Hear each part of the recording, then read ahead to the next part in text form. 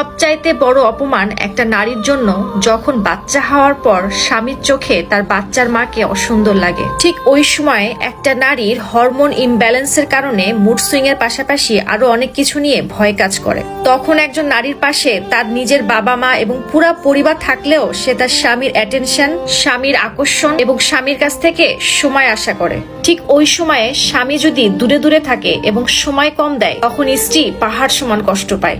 আর ওই পাহাড় সমান কষ্ট নিয়ে সারা রাত জেগে জেগে একটা নবজাতক বাচ্চার খেয়াল রাখা একটা শাস্তির চাইতে কম নয়। পৃথিবীর যত বড় বিশ্ব সুন্দরী হোক না কেন, বাচ্চা হওয়ার পর বডি এবং চেহারার পরিবর্তন আসে। দেখুন, আপনি যখন আপনার স্ত্রীকে বিয়ে করেছিলেন তখন কিন্তু সে সুন্দরী ছিল।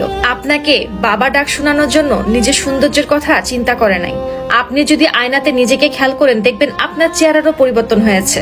এটা আল্লাহর সৃষ্টি, কিন্তু আপনার স্ত্রী আপনাকে সেটা অনুভব করায় না। এই জন্য এই সময়ে আপনার স্ত্রীকে কষ্ট দিবেন না, তাহলে আপনার সন্তানও কষ্ট পাবে। যার ওসিলায় বাবা ডাক শুনছেন তাকে সম্মান করুন। প্রতিদিন স্ত্রীকে অনুভব করাবেন, তুমি আমার চোখে আগের মতোই সুন্দর। এই সময় আপনার স্ত্রীকে যতই মানসিকভাবে ভালো রাখবেন, আপনার বাচ্চাও তত ভালো থাকবে। কারণ বাচ্চারা মায়ের আবেগ অনুভূতি সব বুঝতে পারে।